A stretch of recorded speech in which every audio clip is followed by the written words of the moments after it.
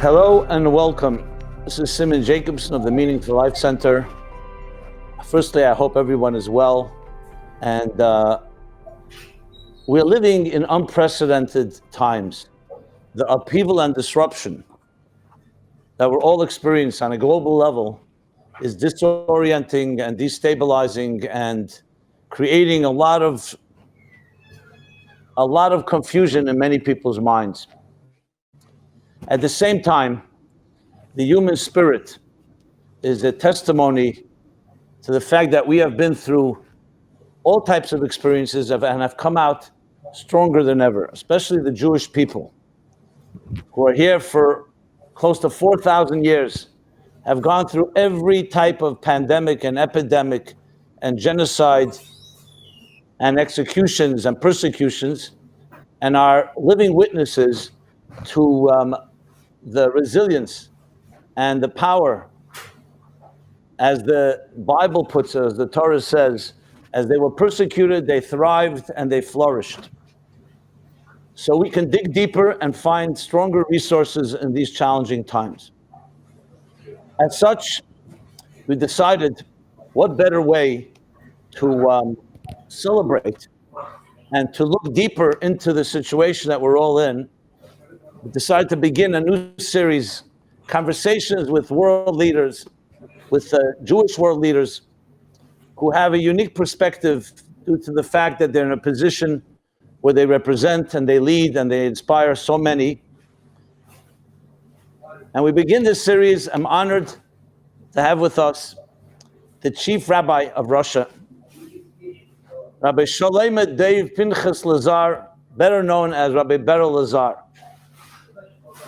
And just to capture it in one sentence, he is a living witness, and not just a living witness, an active participant and a leader in the literally miracle of our times, a renaissance, where for over 70 years, from back to the beginning of the 20th century, the Jewish people were almost completely erased as far as Jewish life goes, persecuted, discriminated against, arrested, killed, expelled.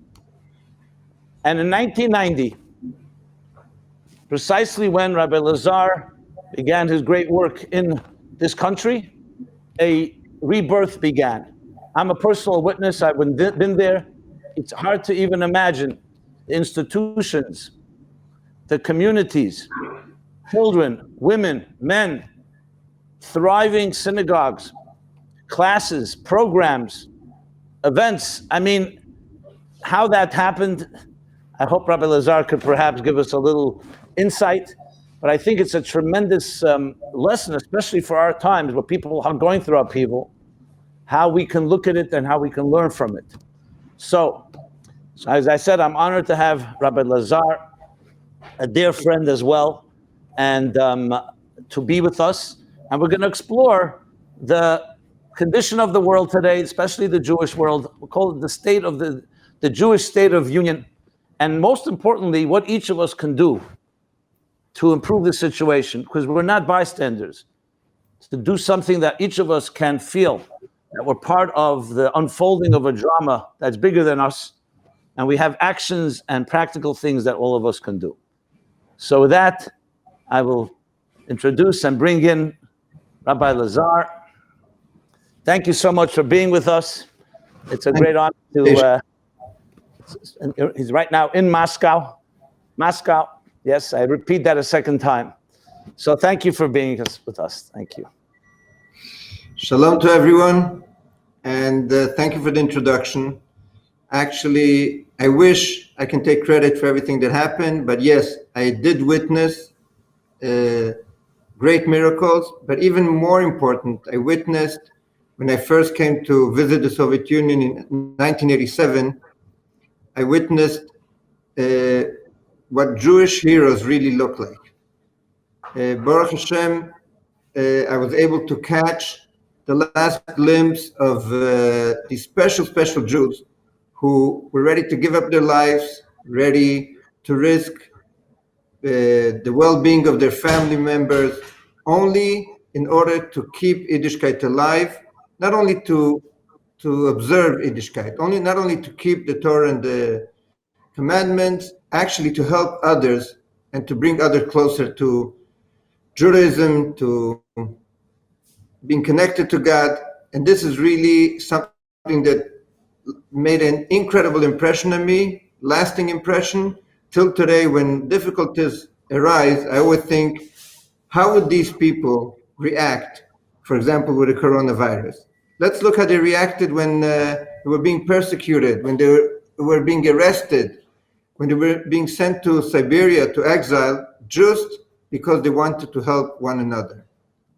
And these people are heroes in my eyes till today, and they really showed the persistence and the resilience that the soul really has. Yes, many times there are difficulties around us, but there's something that is much greater than the day-to-day difficulties that a person can go through, whether it's in his work life, sometimes it's his family, sometimes health, sometimes other difficulties.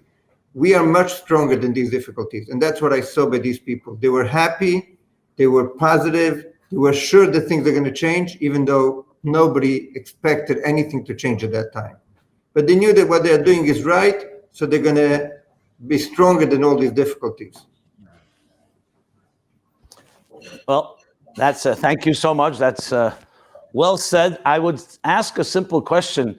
You know, you were born in Italy, I believe, right? Correct. I was born in the United States. My parents are actually Russian-born. My father was born in Moscow. And my grandparents, I mean, I come from a long tradition of Russian descent. But we were born after World War II, pretty much in a comfortable setting. We did not directly face persecution or fear. I remember my father telling me, you can't imagine what it is, 24 hours. You go to sleep in fear and you wake up in fear. They can come to arrest you, and they do come to arrest you. So growing up in a way, I would say almost like spoiled, certain type of comfort zone. I think what I see happening, and I'd love to hear how you see it from your perspective, Rabbi, is that has been a big factor because people took for granted all their comforts. You know, I have my schedule, my summer plans, my travel plans, my children are going to school. You know, everybody had everything in their schedule, and then suddenly everything stopped. And a lot of it is not just, I mean, obviously there's the fear of the actual virus, and God forbid people did die, and there are people who need healing, and may God bless them all to be completely healed and strong. But emotionally and psychologically, it's really shaken up people because they've never been in a situation where everyone thought I'm in control.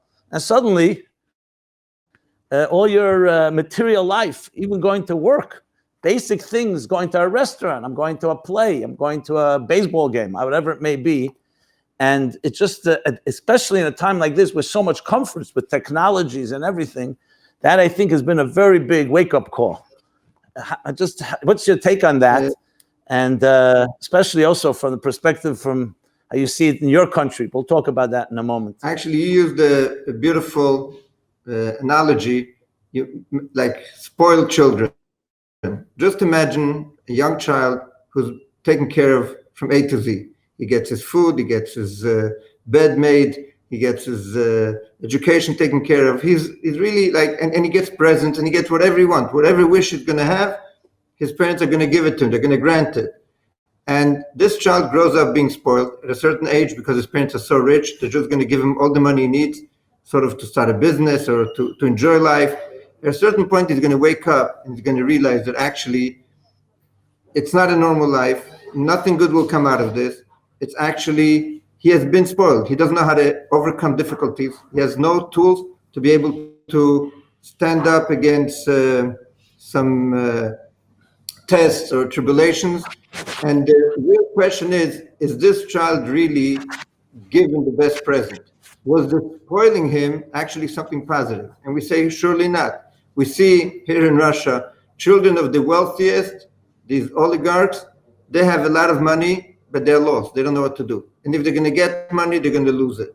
Not only they're lost, their wealth is going to be lost. Why? Because it wasn't, as Hasidus explains,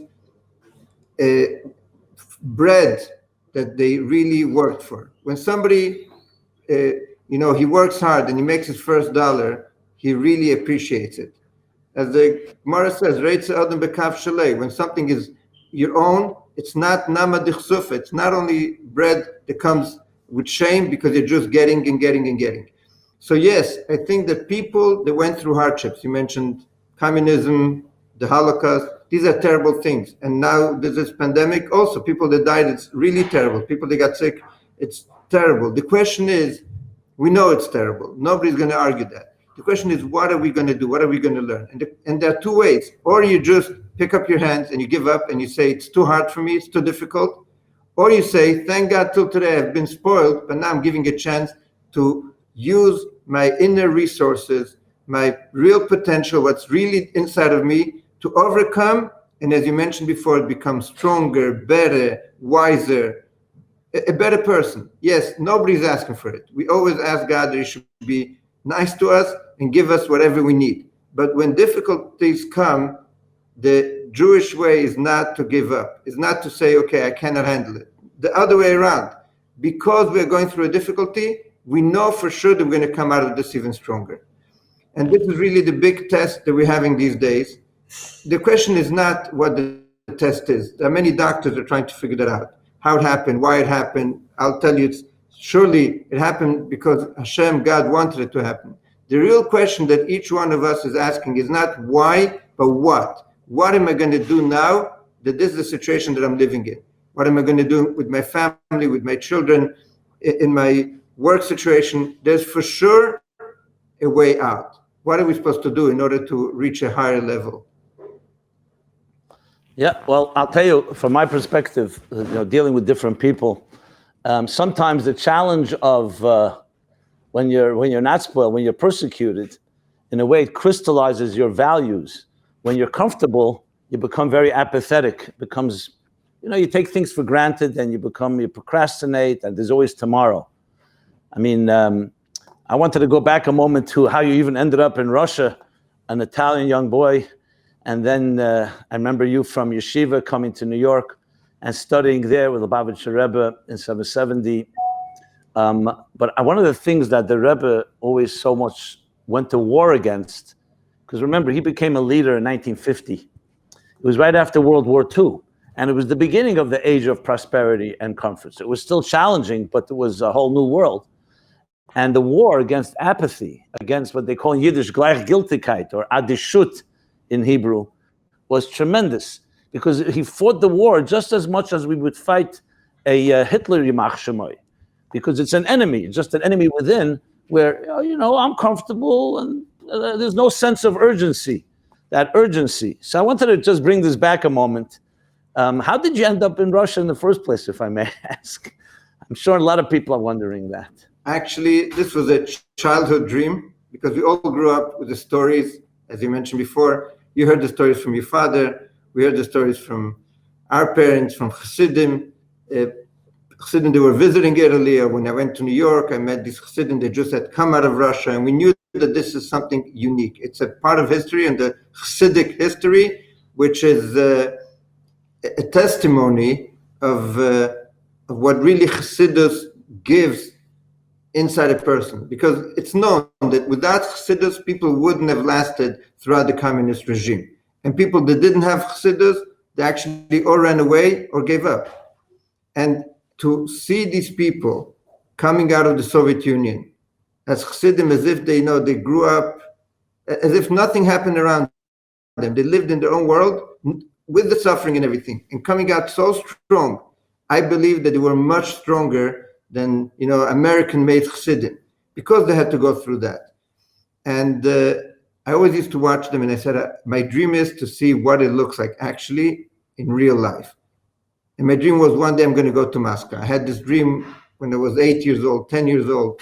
I used to go to the central station in Milan and see the train leaving to Moscow, and I had this dream. One day I'm going to jump on the train and I'll make it to Moscow. And when I was actually learning in yeshiva by the Rebbe, I was once approached by someone. I still had my dream.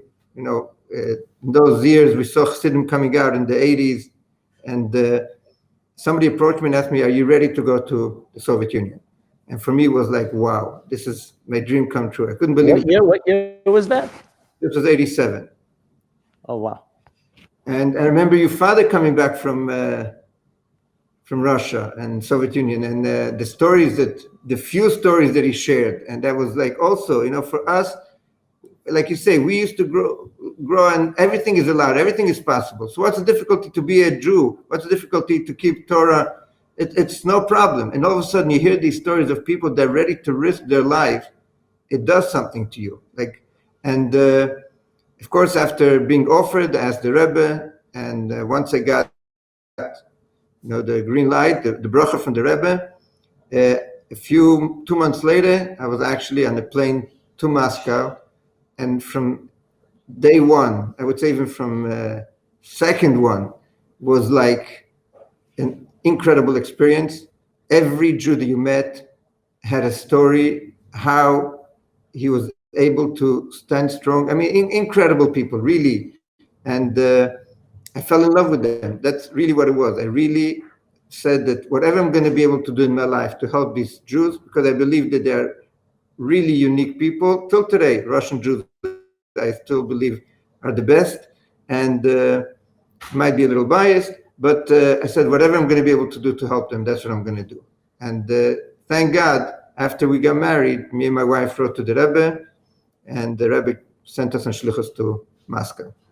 What year was that? When did that year? Right after we got married, we wrote to the Rebbe, and we were ready to go after Sheva Brochas.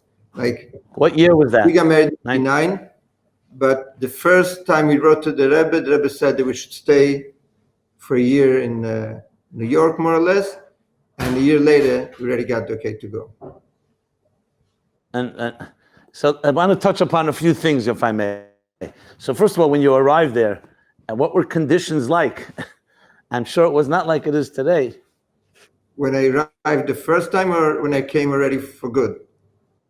Both, might as well describe both. So in 87, when I came, of course, the tourist, those were the official channels how you went. You went as a tourist. So they thought that we went there to tour the Red Square and the Kremlin and the theaters and the museums. Of course, every day, early in the morning, we used to run out of the hotel and disappear, and then tell them we got lost and we missed the tour, and make up the story. But actually, it was from when we landed in Moscow, right away we realized that they're after us. They opened up our suitcases, every book we had to write down that we're going to take it out. If we're not going to take it out, they won't let us out of Russia, because you can't give out any books. It's propaganda. And I mean, these stories are known. I just went through it myself. And then eventually meeting these Hasidim, meeting the refuseniks, meeting the activists, that was really special. Even though you asked what were the conditions, there was poverty everywhere.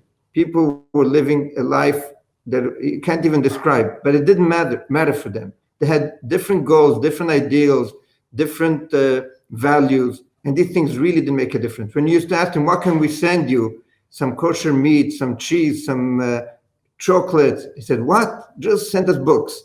All we want is books.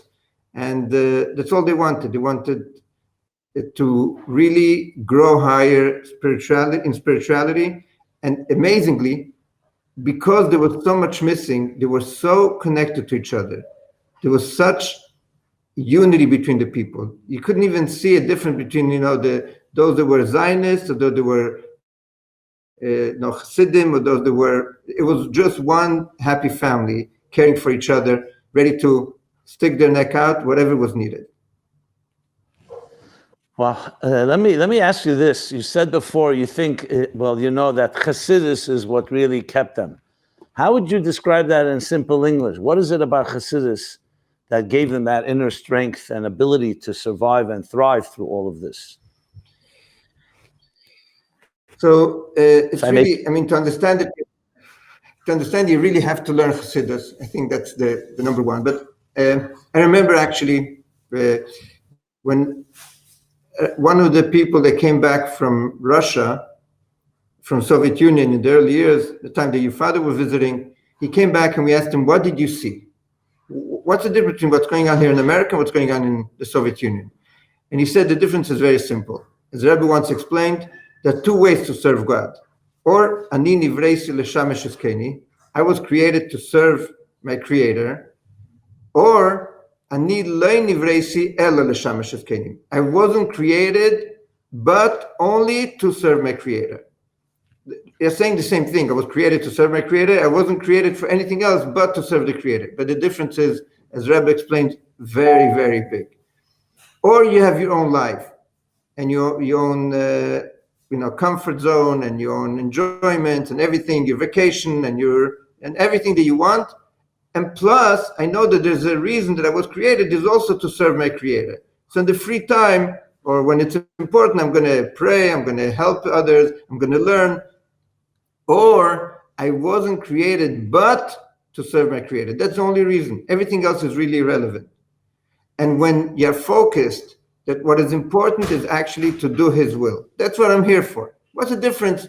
Which conditions? If God put me in this situation now, I'm going to serve Him now this way. As the Talmud says, if we were told to stand and cut down trees, that's what we would do. And we would do it with the same happiness as when we put on tefillin, because we know that we are serving God. That's the only thing that we're looking for. That's the only goal. For these people, where they lived really didn't make any difference. Their conditions, they didn't even think of them. They didn't even realize that it's an issue. What they knew is that they have a chance to serve God. So what if there are difficulties? It's the same. And this is what Chassidus really teaches a person of his humbleness and the greatness that he has a chance to actually serve God, and how this really connects him with God. So everything else is really irrelevant. Once you realize the beauty and the importance and the effect that a small deed does, if it's done the right way, everything else has really no meaning.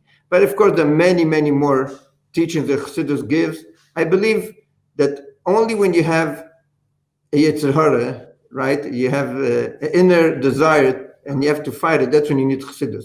A tzaddik really doesn't need it because he's there. And actually, all these difficulties that a person has inner or coming from outside, Chassidus gives you the tools to stand up, whether it's Mina Meitzar, a time when we feel the pressure, but actually because we feel the pressure, we can reach much higher. This is, again, one of the big lessons that Hasidus gives us. Yeah, well, I would add obviously everything you said I totally concur with. I would say Hasidus is also called sometimes the soul of Torah, the soul of Judaism. So just like a body needs a soul to be alive and vibrant and passionate, Hasidus touches and empowers the soul to dig for deeper resources. Like you just said, when you are connected to your source and you feel that you are here not to serve yourself, but something greater. So that basically means it's not just about your material needs, it's about some higher purpose. And when that's fed and nourished, and what Chassidus does is it's on an ongoing basis, it feeds and fuels the soul, you have the power to dig deeper, whatever situation you're in. I'm just 100%. One of my, I remember hearing as a child the story of the previous Rebbe after he was liberated from jail and sent to exile. On the 3rd of Tammuz, he's standing in the St. Petersburg, now Leningrad train station, and he stands up there and he gives a speech to his Hasidim that are gathered there to say goodbye to him. They thought that he was going to be gone for 3 years. And he had just been arrested. Threats of, he was almost killed. And he stands up and he says, only our bodies are in Golus. Only our bodies can be arrested. Our neshama cannot be arrested. And that's the way he acted when he was in jail. His neshama was in a different place. When you looked at these chassidim in those days, you saw that they had, of course, they ate and they lived somewhere and they had their jobs, but that wasn't what was important. They really were able to touch their soul. And like you said, there's a soul of the Torah, there's a soul, of the Jewish people, but there's a soul inside each one of us. And that's the most powerful thing that we have, and no difficulties can stand up against it. If you're connected above, you don't fall down. What is so sad in many ways, and that when it comes, and when you're blessed with comforts and things going easy, it's like, in a way, it's that most powerful part of the human spirit, like, gets weaker, or gets concealed, I should say. And how to bring it out when you're in a comfortable place is much more challenging. It's like, why should there be such a paradox? God made it that way. That when the thing we want least, brings out the best in us, and when things are comfortable. I'll share with you something that I haven't told anyone yet. We're talking about the coronavirus. So I was lucky enough to catch it, and I was in the hospital for a week, but actually the toughest time were a few hours that I really felt like, how am I going to get out of this? And was really, the pain and the suffering was really very strong, and no medication was helping. And I remember at a certain point I felt, that's it, I just can't anymore. I must get out of the situation that I'm in, and I must find myself in a different place. I just can't, it's just too much. And all of a sudden I started singing a nigun. And it was one nigun and another nigun, and that was the only thing that gave me some calmness and feeling that I'm in a different place. I don't know if I ever sang a nigun with so much feeling as in those moments. And you think of the nigun in the Chassidim, it was really an expression of the soul. We always say, but we really don't understand it until you really need it. Like, you think this Chassidim, when they were in the Russian Empire, they were going through hell. And this nigunim really came out of their soul. It was like a really expression to be in a different world, to really, like the famous story of Alter Rebbe,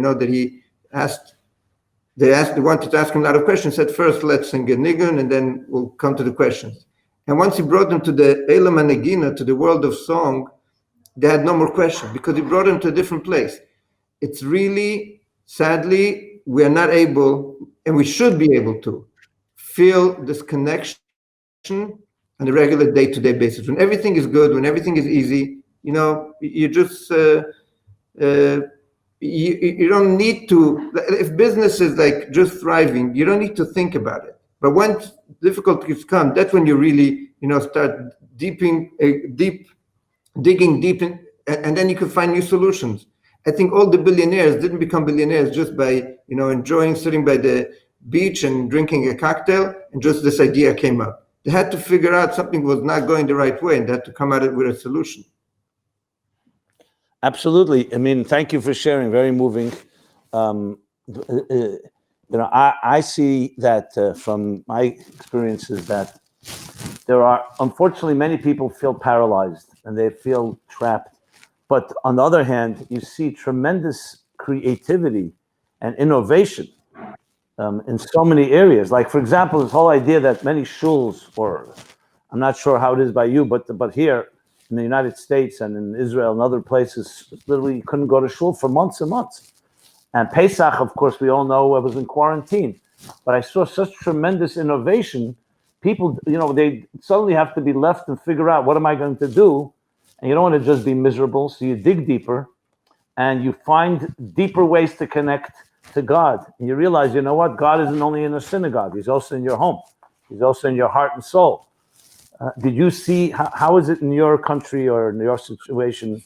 Is that as dramatic as it is, let's say, where I am in New York or other places? For sure, people, and I had many different interviews in the Russian press, and people came out and said, now we realize that the values, actually, a lot of the people spoke about the values of the Jewish people, family and learning and all of that, how important it is, how vital it is today. In the past, we didn't even realize. Now we were able to live without this. Now, when you're stuck at home and you have to, show an example to your children and live a certain life and be positive and everything, without these values, you're lost. You're really, and the family falls apart. And many people spoke about this, how, you can build a synagogue in your own home, and when you daven at home, sometimes you could feel something that you didn't feel when you were davening in the shul. And the question is how to bring that feeling back into the synagogue tomorrow. But I want to discuss something else that actually I saw and touched me very much, is how people reacted within the community.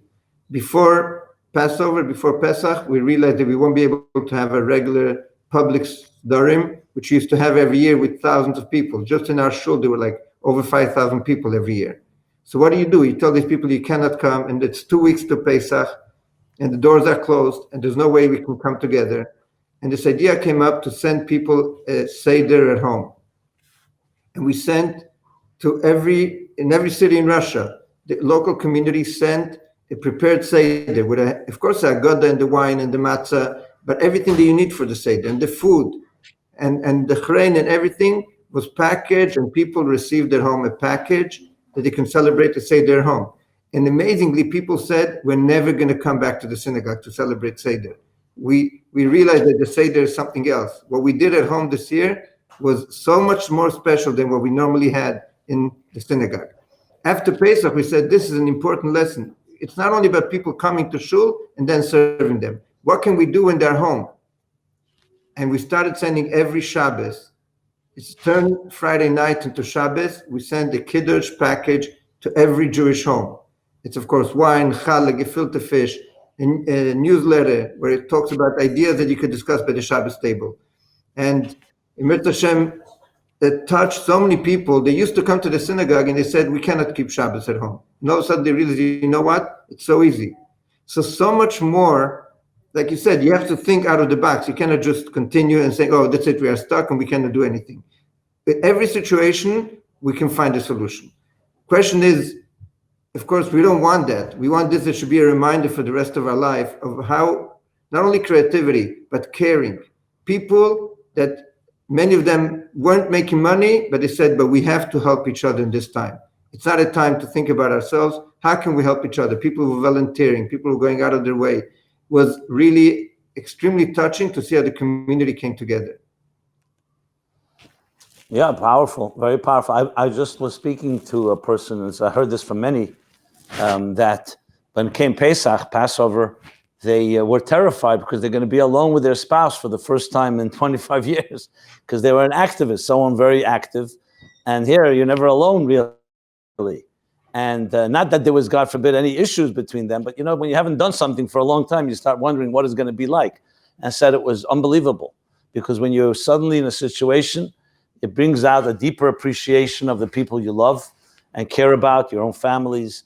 I mean, a lot of people were concerned with that, but in many ways it's brought families closer, parents to children, husbands and wives together closer, and as you said, communities. It's quite amazing. I mean, there's no question that this is a historic period. I mean, I personally have never experienced anything like this. I don't know, except the coming of Mashiach, whether there could be a bigger global disruption like this one. And when going back for a moment, because I find that your personal story and as well as your collective story is so relevant. Back in 1990, when you first arrived there with your wife and just began, I'm sure there were some challenges. It wasn't just easy, even though the persecutions were being relaxed and things were changing. But if you could just share, were there times that you felt this is just too much for me, or you were able to hold on to that nigun, as you said, to keep it going? How was your own? Really, I've got my wife, because she was the one that had it the toughest. For us, was easy. We used to wake up in the morning, go to shul, and then sit late at night by Fabrengens and give classes. And the difficulties around you, they don't really affect you so much. But at home, it was very, very difficult. I mean, besides it was nothing to buy in the stores. The shelves were empty completely. People were going hungry. We had these lines, around the block. And then when finally you got to the store, if you found some potatoes, you were lucky. And when you had to prepare for Shabbos, it was just, you finally get some food on the table. And according to that, you make Shabbos. One Shabbos is going to be potatoes and carrots. Another Shabbos is going to be beets and whatever you're going to find, some Pepsi, cola. The situation was really, really difficult. And our house was infested with rats. And was crazy. It was crazy. And the situation then was the whole Soviet Union was collapsing, was poverty everywhere. And people were just, every Shabbos at our table, people used to come in. Nobody asked for an invitation. They knew that they can get some food, and the Jews used to pile in. And our home was, ransacked a few times. It was anti-Semitism was rampant. Our shul was burned down, bombed twice. And people were being attacked in the streets. And the mafia and everything was really crazy. It was a crazy time from the 1990 for the first few years, and all the Jews were running away to Israel. So people looked at us like we are completely crazy. Like, why did the Rebbe send you when everybody's leaving? Like, everybody's going one way and you're going the other way. What's the point? And of course, the Israeli government was against us because we tried to build local Jewish institutions, whether it was schools, community centers, synagogue, rebuild them. And they were saying, yes, stopping Aliyah, because of you, people won't leave Russia or the Soviet Union. And we were telling them, we are the only ones that are going to remind them who they are. And eventually, actually, both the Jewish Agency and everybody else and the Israeli centers actually came and they said, you know what, you were right. And they themselves today are busy copying what we are doing, whether they call it Zehut Yehudit, and understanding who you are and really finding these Jews. There's no question that if not for the shluchim of the Rebbe and hundreds of shluchim that the Rebbe sent to the Soviet Union, and to Russia, Ukraine, I'm saying former Soviet Union, if not for them, of course, the Jews that were leaving to Israel, those were the ones that were more connected. But the ones that were left here, everybody said there's nobody going to be left. And today we see there are hundreds of thousands of Jews that reconnected with the Yiddishkeit only thanks to the vision of the Rebbe. And, caring for one Jew. Just last night we were sitting by Fabrengen because a young couple is traveling to Birobidzhan and Shlichus. Birobidzhan is the Jewish autonomous region. It's 9 hours flying from Moscow, 9 time zones, and then driving for another few hours, a place that Stalin wanted to bring all the Jews together to make them forget about their Yiddishkeit. And we were telling him probably the reason that it was done, it was in order for you to be able to go there and change the whole scenery. So when you see young families born in Russia, and their parents didn't know anything about Judaism, and these kids became not only rabbis and Hasidim and all of that, but they're ready to go out on the shlichus to these far remote places, and really, like you call it, mesirus nefesh, like not going to have a good life. It's really going to these places where in the winter it's freezing cold, in the summer it's unbearable, and they're doing it with a smile. They're doing it with with so much enthusiasm, and this is really what had saved Russian Jewry, no question about it. So back then in the 90s, I think it's a tremendous lesson for today. Did you at all envision there'll be a day where you will have more than potatoes and not infested home, and that there will be the renaissance and the experience that actually happened? Did you believe that that is going to happen, or you believed that whatever God will do, and you'll just ride along? I mean, was there what was going on inside of you and your wife, and as you were also building a family as well, I should mention? Nobody believed anything, and nobody thought of the future. We were trying to really survive day by day. What was impressive for us and what was touching and gave us the power was seeing these people who were coming back to Yiddishkeit, people that would change their life because they found out what Yiddishkeit is all about. And this gave us an incredible satisfaction. Like, okay, so you have hardship, but look at what's happening, and we can't leave. There's no way we can leave because these people are going to if you leave, what's going to happen? What are we supposed to do? So, and all of a sudden, you see these people that are ready to stay in Russia against logic and become shluchim there and start working for the community and helping out. And so nobody ever dreamt that things are going to get better. Like, we knew that anti-Semitism is probably in the Soviet Union forever. And at that time, it was, after the government anti-Semitism, there was so much propaganda, so many myths, and people still believe that the Jews are killing these Christian boys to make the matzah. Jews believe that. It was crazy. It was nobody ever thought of how are we going to rebuild and what are we going to do. But we knew that we have to save these people. It was really fighting against the clock, and finding one more family, one more child. And people were actually, the ones that stayed back in the Soviet Union or Russia, people were afraid to come out and say, we are Jewish. They were ashamed of who they were.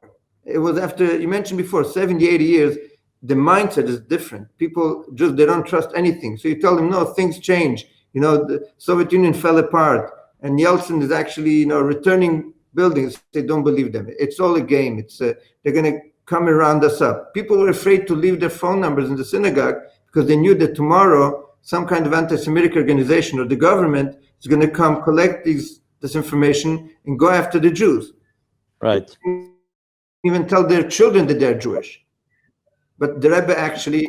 Well, I'll tell you, In a Yeah, go ahead. way, the Rebbe said that things are going to change, and nobody understood. I remember sitting in 70 and even listening to your Chazer in the Farbrengen and hearing these words as prophecy of the Rebbe, and we used to think this is fantasy. This is like, it's never going to happen. Like, what is the Rebbe talking about? But today, when we look back, the Sichos when the Rebbe spoke in Russian, and in the 1980s, and Rebbe was talking about. I remember Lag BaOmer, 1980, and the Rebbe spoke in Russian outside. Yes, it was unbelievable. The Rebbe spoke in Russian about the police has to watch Jewish children going to the synagogue, coming back from the synagogue, making sure that they're going to be safe. And this is the Russian Constitution. What Constitution? What Constitution? Who thought of the Constitution? It was anti-Semitism, government anti-Semitism, attacking the Jews, doing everything that they can to eradicate Yiddishkeit. And the Rebbe is talking about, the rights of the Soviet Constitution. But the Rebbe said that if they're not going to do that, a new government was going to come in their place. And these words, no question, is what brought the change, and that's what we see today. Well, I'll tell you what I'm hearing, if I may, give you like as a sounding board, and it's good that we're addressing this, because what you're saying is not just ancient history, it's a real contemporary life, but the lesson for today is unbelievable, because, you mentioned before Hasidism. I mean, the only reason you and your wife went there was, as you said, from a young age, you had a dream to see this and be part of it. And it was basically a super rational connection to the cause, to the Rebbe who was driving the cause, that touched the essence of your soul. I mean, I'm not saying this to flatter you or when I hear it as listening, that it was a thing that's more powerful than your comforts. If you were following whatever you're comfortable with, then you go wherever is easiest. You went where the cause was most necessary. You knew that's where the Rebbe sent you, so there's no quitting, and I'm not leaving when it's uncomfortable, and we just ride it through. That is such an important lesson today, because even with our challenges today, you can't always compare. Every challenge has its own complexion, but the ultimate lesson is this type of the indestructible power of the neshama, of the soul, of the spirit, that when you connect to that, which is what the Jews in Russia did through their hardships. And I have to say, you not only were you drawn to it, you in your own way lived up to it. And then not only does it let you ride through it, look at the end of it's not the end yet, but look at how things develop. And suddenly you realize that, it brings me back. You mentioned the previous Rebbe before. I don't think it's appreciated enough in the larger world. And I mean the larger Jewish world and the larger the entire world. A man in 1920s, and the 1920s was, whatever was later was beyond horrendous. Once Stalin came to power, to stand up completely, you'd say almost crazy, to stand up against the entire regime and adamantly refuse to buckle, be arrested and almost killed, and still prevail and come out. Now you see 70, 80 years later this, and he planted those seeds. Had he given in 1 inch, all that would not have happened. You talk about a lesson for today, the lesson. I've seen it. We both saw this, and so many of us. I would see week after week the Rebbe speaking, and that type of adamance, that when you see someone that's 200% certain and relentless.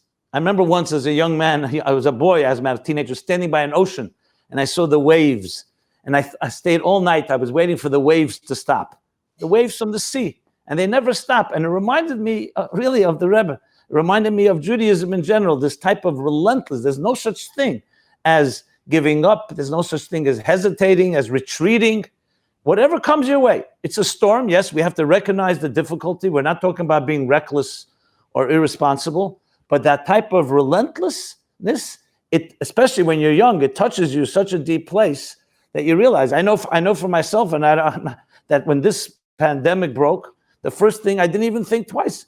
This is time of war, emotionally, psychologically, and this is what we were trained for. And I hear your story, and look where it's happening now. So I think it's an absolute lesson for our times. each challenge is different, but the spirit rising amidst anything is, So I'm very, I know I was looking forward to this discussion, but especially eliciting that type of the story that you described, the stories is a tremendous lesson for our times. I mean, people look for the formula. That's the formula. What is the formula for making it through when things are challenging and uncertain? That's why I wanted to ask, what did you expect? But you drove forward. That's it. There's an expression in the Torah when the Jews were stuck between the sea and the Egyptians pursuing them, they didn't know what to do. And ultimately God said, Vayuso, one word, move forward.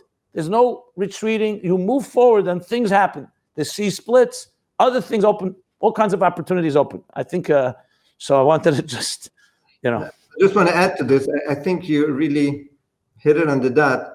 And you mentioned before that this is an historic time. I think it's historic for each one of us, but especially for our children that are growing up. They're never going to forget. About to ask you about that. Go ahead. This experience, it's a very sad experience, but it's something that's going to stay for them with life. And the question is, what did we do in these times? Did we give up? Did we become like completely, non-functioning? Or we said, we kept on moving. We went on and we didn't stop. We did even more. And like you mentioned, the previous Rebbe, he was 1 against 200 million. How many times the Rebbe said there was no chance for him to win? It was impossible. Like his historian will tell you that ever such a thing happened in history. One person standing against tanks and the army and a regime and a superpower and winning. And look today, this is the result. He actually won. Today, when we celebrate Yud Beis Tammuz, it's not only a liberation that he went out of jail. He liberated the Soviet Union. The whole concept of communism, which was then like, there's no other way, and it's going to stay forever, it's completely gone. And look where his teachings are going. And you mentioned the Rebbe, which I think is surely, what inspired us and told us we're going to go and because we heard every Farbrengen, the Rebbe said, go out and do and don't stop.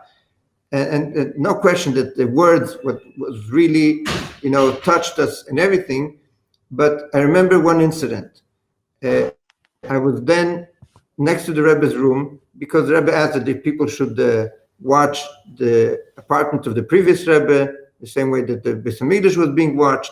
And I was standing there, and all of a sudden, a delegation came and tried to convince the Rebbe to do something, because imagine what people are going to say if we don't do this. This was their concern. What will the world say if we're not going to do this and these steps? And the Rebbe looked at them and he said, from childhood, I was taught that you don't do anything because of what people are going to say. In other words, the question is what you stand for and what people are going to say and what people are going to, the people that work according to the populism. If it's going to be popular, they're going to do it. If they're going to get votes, that's what they're going to do. If you look at many different issues that the Rebbe was standing strong for, whether it was Miyu Yehudi or the Israel, that it should not give back territories, whatever the issue was, it was so much conviction that this way and that's it. There's no other way. It's not that we're going to start discussing, is it possible, isn't it possible, will it work? What's the difference if it's going to work or not? If this is the truth, it's going to work. And I think that this was really what the Hasidim here in Russia actually proved, that there's no, like they asked him, how did you manage? He said, well, we could do it differently. There was no other way. This is the only way. And we're not going to think if it's possible a different way. Can we back down? There's no backing down. You keep on going and at the end it's going to be good. So let's sum up that regarding the message to the children. So how would you capture it? Like, what parents, educators in this historic time, besides our actions, obviously, what is the message? Like when our children say, I can't go to school, I can't go to camp, I can't do this, all these limitations. Like, how do we, you deal with literally thousands of children and students and so on. What would be your message to a parent, an educator, and to the children for that matter? So the messages like you mentioned, you open the Torah and you see whether it was from day one of Avram Avinu and until today's day and age, when we tell stories, it's not only about telling a story of something that happened. Heroism is not just to tell there were such heroes. You're going to be the hero today. Let's see what you can do in such times. Can you reach out to other people? Can you help other people? Don't be sad, be proactive. You go out, and because of what you have and what you stand for, you help other people, whichever way it is.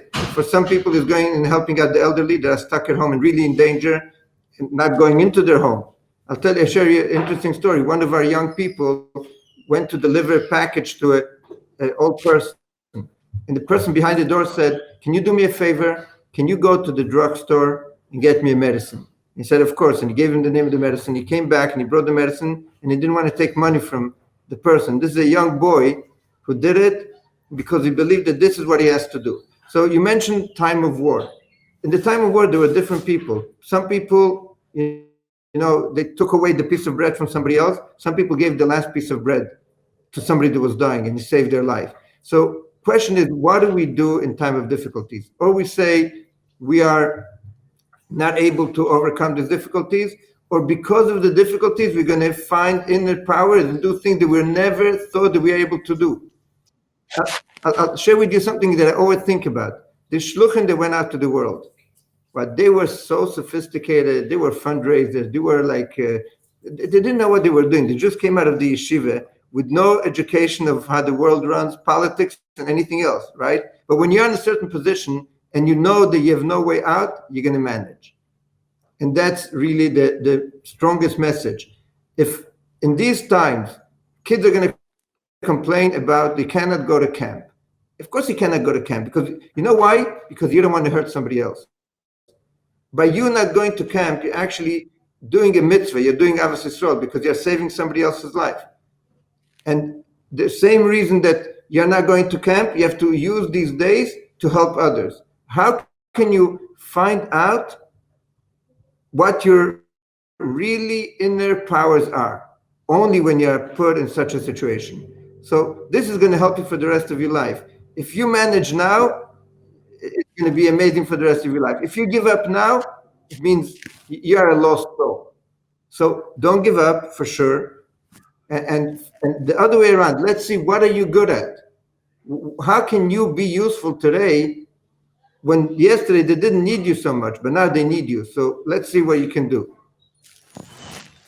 Well stated.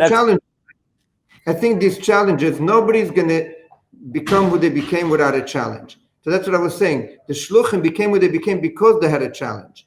And you shouldn't be afraid to tell your children or your students, you have a challenge, let's see how you're going to react to the challenge. Very well stated. Excellent. I would just add an analogy. They say that we are like the Jewish people, or people in general, are like a tea bag. You don't know how strong you are until you put into hot water. Just as a most example. Actually to affect the rest of the world. It's not only about yourself. Yeah, absolutely. Right.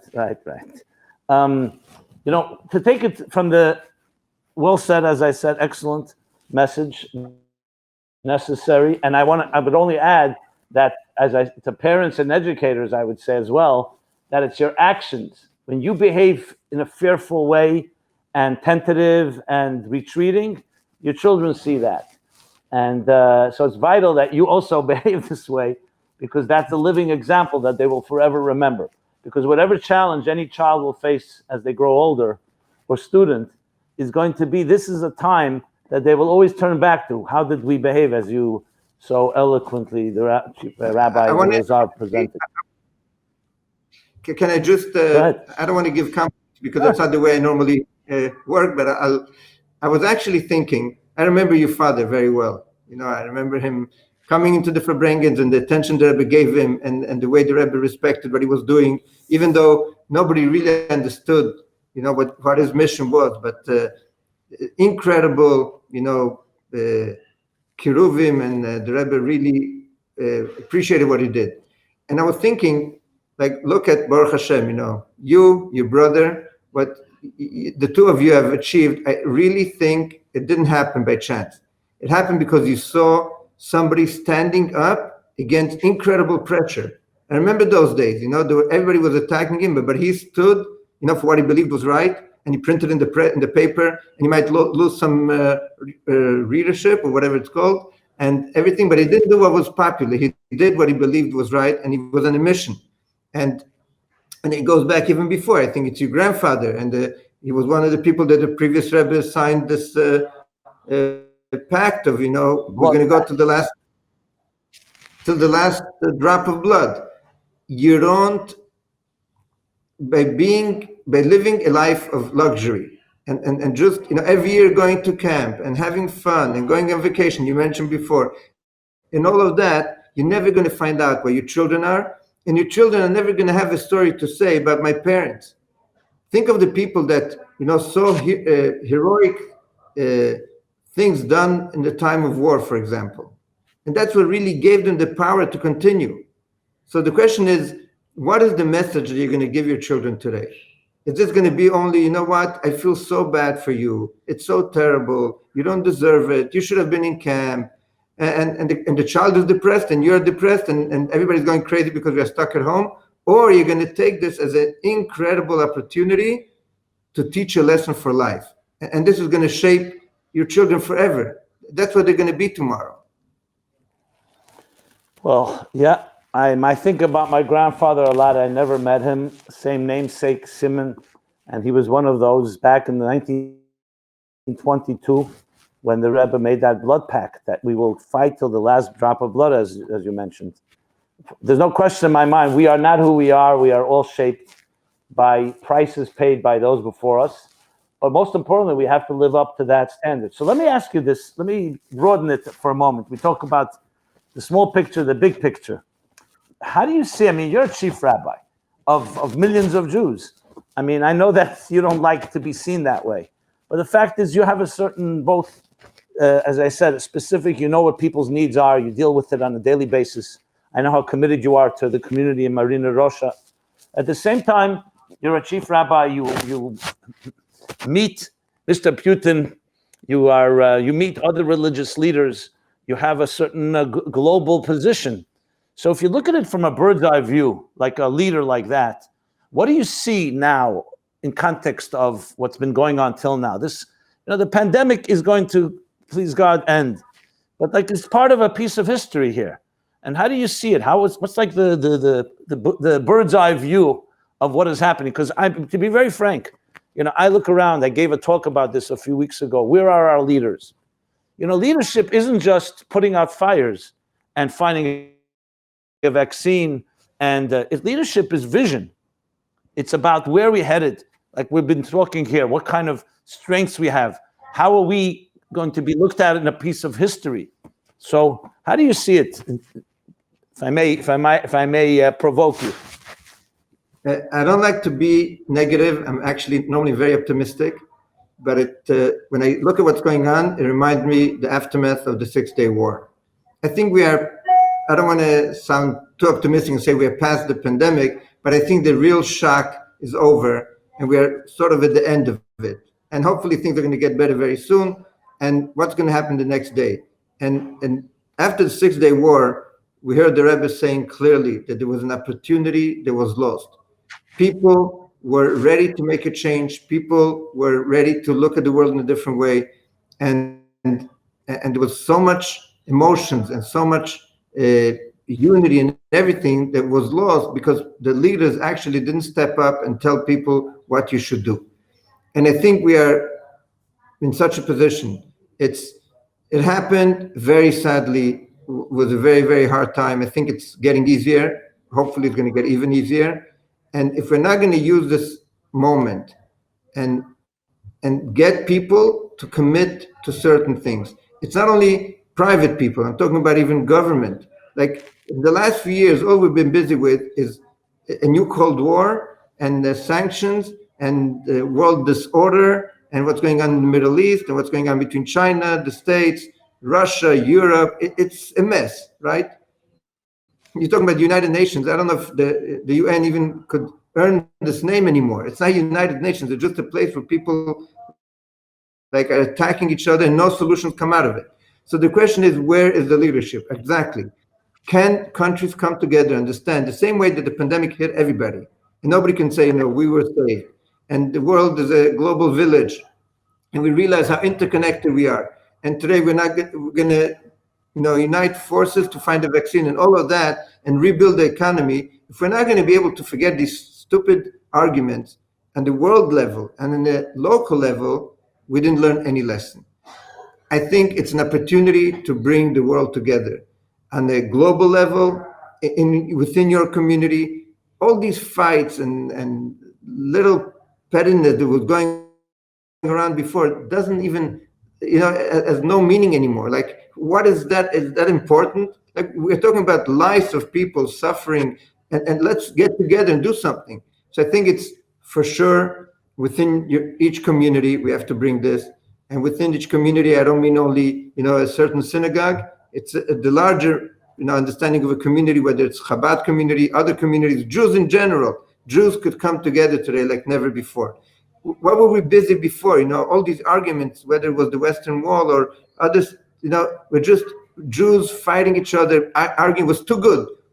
Life was too easy, and people were busy trying to find, where can we argue?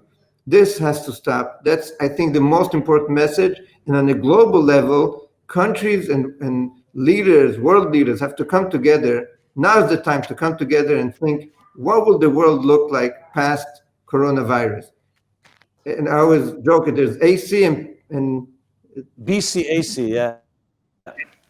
So it's after Corona, right? So what is the world going to look like? Are we still going to be stuck in these differences and arguments and punching each other? Or are we going to think, how can we make the world a better place?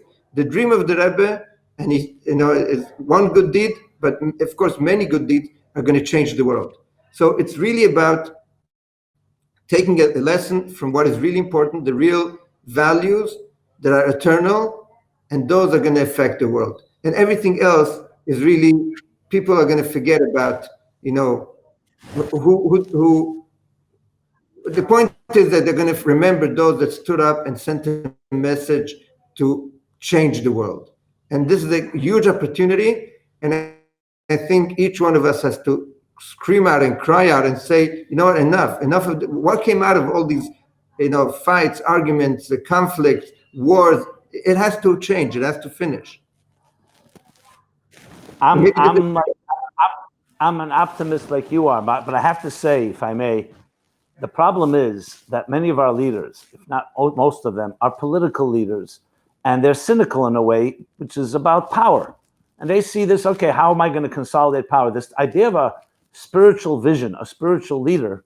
I mean, I'm not looking to criticize anybody, but I mean, being someone that was exposed to a spiritual leader, the Rebbe, and frankly, all the Jewish leaders, that's what they were. They were spiritual leaders. Moshe Rabbeinu was a visionary. He wasn't just dealing with, as you said, the petty details. He was talking about a whole way of changing a community, a world, an individual. And how do we, I mean, if you were to stand up now, if you had the platform, and you do have it, and you were speaking to all the world leaders at Davos or somewhere else, how do you get them to shift and go back to their humanity and find their soul, to look at themselves more than just administrators and political rivals, and look at life this way? How do you, I'm just expressing a frustration, really. How do you spark that in people who...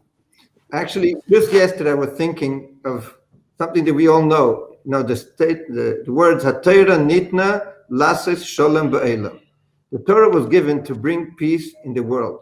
It doesn't say to bring peace, in the Jewish community, or to bring peace in the family, which is probably also could do that. But it's to make peace in the world. The message of the Torah, whether it's, the 7 Noahide laws, or just, love your fellow like yourself, all these messages are not out. Actually, the whole Torah, every single deed that we do, the goal is actually, that is the reason that was given, to bring peace in the world.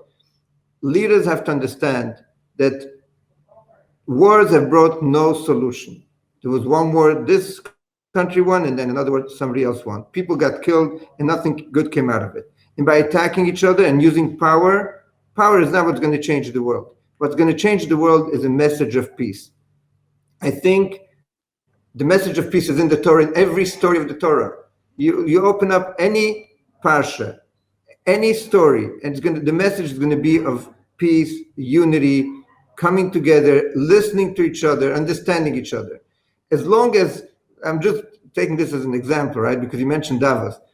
Today, Putin and Trump, even if they want to meet, they cannot meet.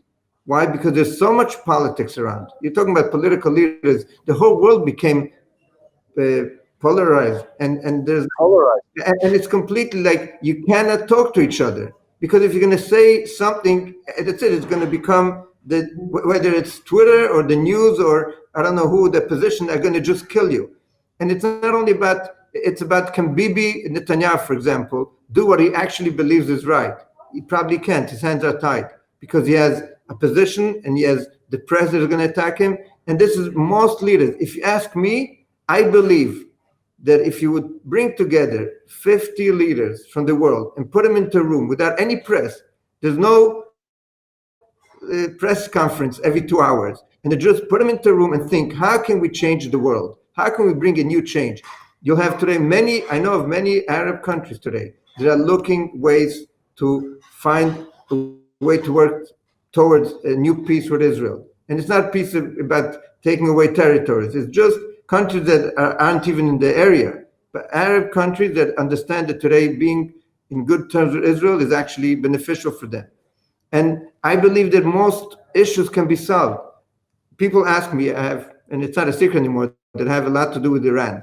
And people ask me, can you explain to me what does Iran have against Israel? And I've met with Iranian leaders also, and I have no clue. I really can't figure out. I can't figure out why this is going on. And this is like a threat to Israel, and who knows, how bad it could escalate. I believe if you just sit down and let's hear, what do you want? Like, what are we trying to do? Are we trying just to continue killing each other? People are going to continue dying, or we have a message of peace. I believe Jewish leaders, number one, because they have the Torah backing, and of course, people that heard this message from the Rebbe time after time, we have a mission to really go out and say, enough of this. We went through this pandemic not for nothing. There is a message here to the world. Can we actually live in a better world tomorrow? Can we make a world? I was just in Davos in January, right? This pandemic was already out there. Nobody knew. It was the end of January. Nobody realized the proportions. But the whole Davos was busy about one thing, climate change. That's all they were worried about. If the temperature is going to be 28 degrees or 26 degrees, I agree it's important.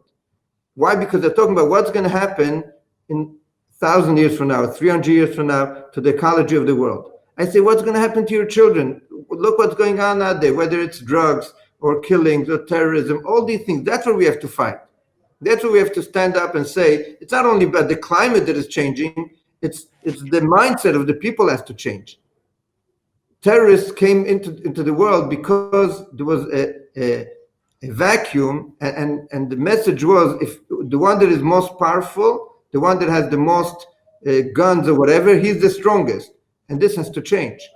The arms race that the Rebbe so much passionate spoke about with the moment that they were taking off, and the Rebbe saw this as a preparation for the prophecy of Mashiach. It's back into place today. Why? Because there's no talking, there's no dialogue, there's no understanding. That's where the money is being spent. People are hungry. People are worried about African kids going hungry. Look how much money, how many billions of dollars are being spent in missiles and who knows what, only because we have to build our arsenal against each other. So forget about that. If you really care about the world, let's figure out a way to use this, our opportunities today. I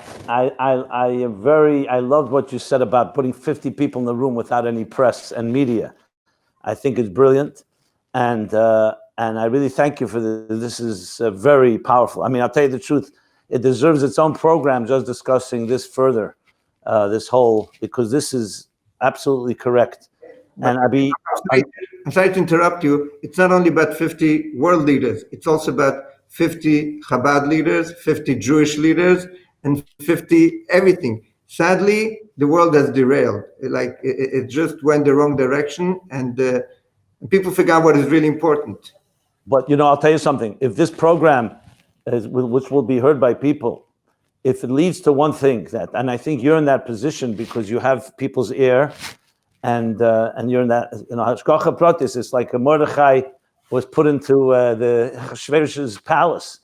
You're in that position, whether you like it or not, and you have that ability to express it. I think this is excellent, because the pandemic, if it leads to that, that changes everything. Then you could say, we don't understand God's ways, but you could say this wake-up call created an ability to be able to get beyond the pettiness and beyond the selfishness and beyond the fears and the defensiveness. That's the vision. I mean, you mentioned Mashiach, but I want to say this, a lot of people don't know what the word Mashiach means. They're frightened by it. They think it's some type of fantasy or craziness or whatever. Mashiach really is, you said the word shalom. Torah was given to bring peace. Envision a world of total peace. And the Rambam puts it, the Rambam at his conclusion, we just concluded the 39th cycle of the Rambam. He says, a world where there'll be no war, and there'll be no exploitation, and no famine, and no hunger, and no jealousies. That is exactly what it is. So, I mean, I'll put it in a question, but I think it's already been answered. That in many ways we are right now, is this a prelude for that period? And as you put it, we have a choice right now. We'd like to believe that we're going to choose correctly. But how would you put it? I mean, this is no question. It's a stepping stone toward an opportunity like never before, because of technology, because of all the tools we have, and because of this wake-up call to really bring a completely new world order. No question. First of all, the Rambam clearly says these words: Mashiach is going to come to bring peace to the world. Right. And number two, and the whole Gar Zevim Keves, that you'll have and the lion and the sheep are going to be together. That's the peace in the world. And it's not only about the lion and the sheep; it's actually about these two world leaders that can live in peace eventually. But I remember once hearing from the Rebbe that if we want Mashiach, we have to live today in the day, like in the times of Mashiach. Right. Mashiach times have to begin today. And where does that take us to? It's to live in peace. If you're still having an argument with your neighbor, with your partner, with your wife, with your old friend or somebody else that you don't talk to, means you're not really looking towards Mashiach. You're looking to continue fighting.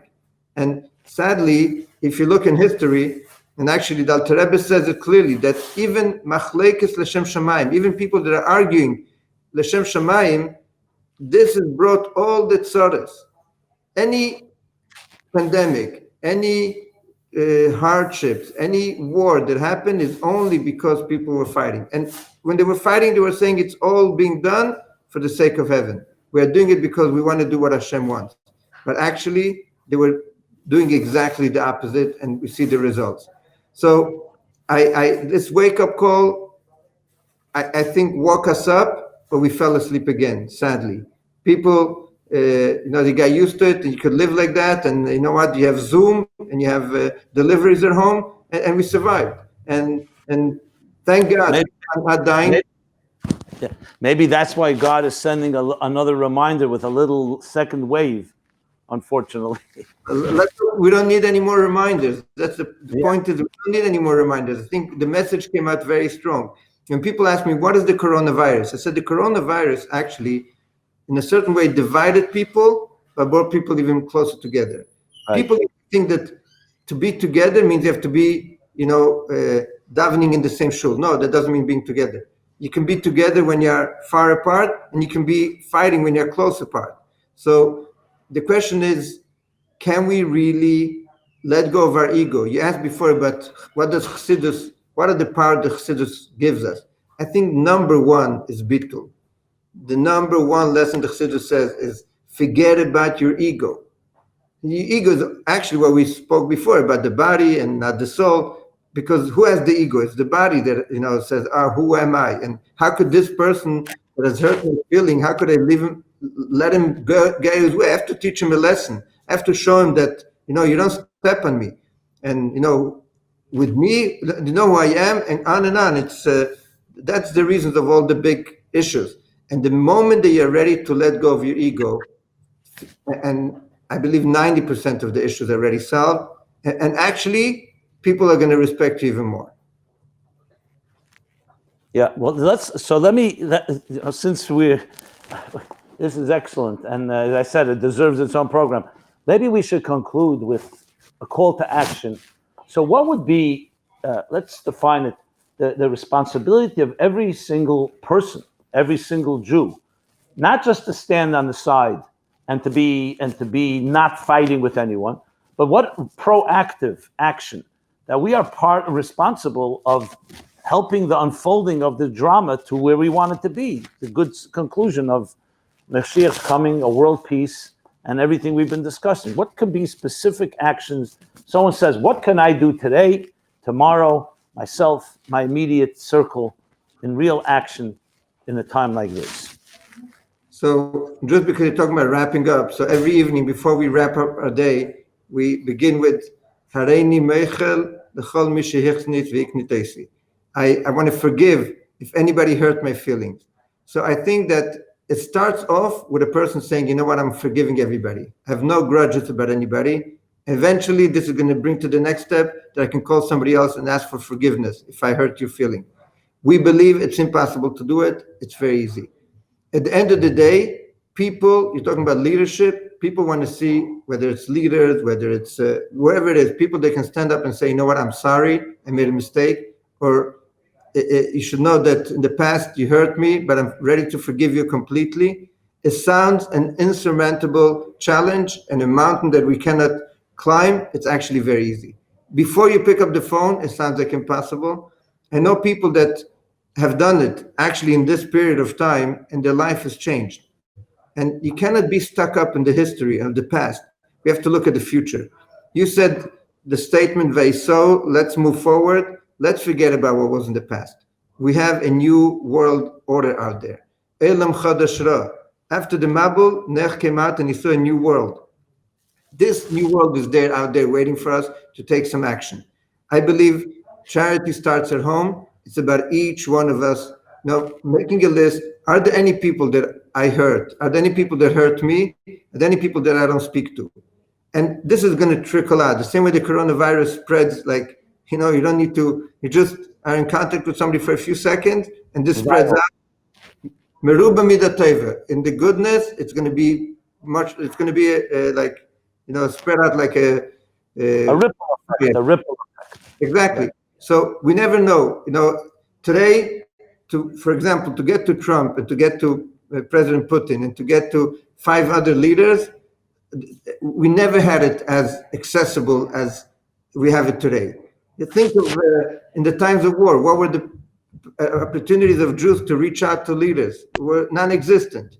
Today, the world leaders, we have their ears, and we have a way and we could show them by, prove, look what happened, look how this changed, and we believe much more can change. I strongly believe that we have a huge opportunity, and the opportunity lays within each one of us, in each home, in each family, in each person. And if we're going to move, like we said before, we're going to go till the end. We're not going to stop. It looks impossible. History has proven that things that look difficult are actually the things that bring the biggest results. One day, hopefully, we're going to look back and say, wow, we were part of this change. We were part of this new cataclysm, new wave of bringing really acts of goodness. Acts of goodness is not only about, throwing a few pennies in somebody that is begging for charity. Act of goodness is actually going out of yourself and do good for somebody else. And I believe it's possible. It might be a small bouquet of flowers that you're sending to somebody that hurt you in the past. It might be 2 challahs and a bottle of wine to send for somebody for Shabbos. And you never know how far this is going to go. Beautifully stated. The Rambam, Maimonides, says one act, one word, one thought shifts the entire reality, like tips the scales and brings tshuva v'atzala, it brings personal and global redemption. And I think you stated beautifully now. So above all, a person has to know you're not one little grain of sand among 7.5 billion people. You are absolutely needed and necessary, and your act can change reality. Today we know in science the butterfly effect, the ripple effect, that if one little microbe of COVID-19, the coronavirus, could create such havoc, one positive act, exactly as you said, you don't need a dramatic, radical shift of everything. One shift in consciousness, in attitude, in feeling, in gesture, changes reality. And if this is done by many of us, how much more so? Beautiful and excellent. Look, I would love to continue on forever, but there's limits of time and space in reality. And I'm sure you'd be happy that we can make a follow-up, because I am confident that we're going to get a lot of response and people want to hear more, because this is exactly what's needed. And if anything I personally learned from the Rebbe, and I'm sure you have in so many, is he believed in people. He believed in us, and therefore you start believing in yourself. It's easy to be somewhat skeptical or even cynical. Will people rise or not? And the Rebbe cried greatly, as you said, after the 6-day war for the lost opportunity. But he did not give up. You believe in the human neshama, the soul. We say every morning, neshama shenasata b'tahari. It's pure. We always renew that confidence. So we have to believe in each other, and that people will rise. Yes, they're going to be challenged because we have our old habits and patterns. And as you said, it's so difficult right before you pick up the phone because you're trapped by your past. That's the fact. But lech lecha, that's the whole story. Vayisov, the past cannot haunt your future. If you undermine yourself, and you undermine everything that's possible. So I don't know. I can't thank you enough for making the time. I just want to, because you mentioned this Rambam of one action, thinking when the Rambam wrote it 900 years ago, it didn't really, it made sense in the world of spirituality, in the world of Torah, but didn't make sense in the actual world. How could one person living who knows where affect the whole world? Today, it's very easy. Today, technology has brought us opportunity to affect millions with a touch of a button, with one line, who knows what. And if these again are all the opportunities that were given to us all at once to bring this change, and let's use them together. Absolutely. So I want to thank you, dear Rabbi Lazar, for making the time. Beautifully stated. I've been inspired. I hope you are, and I'm sure words from the heart to the heart. And so I'll just say, as I said, we like to say by Hasidim that we only take a small break between one Farbrengen and the next. So this is not the end. It's just a break. And above all, may this be the inspiration, and among many inspirations, to tip the scale. If one of us acts based on this discussion and conversation, it was worth more than anything, and I'm confident that it will happen. So thank you again. And I'll just say in concluding note, this has been Simon Jacobson in a conversation, a warm conversation, a beautiful conversation with Chief Rabbi of Russia, Rabbi Berel Lazar. And please look forward to more such programs. You go to meaningfullife.com, and we will be listing all upcoming things.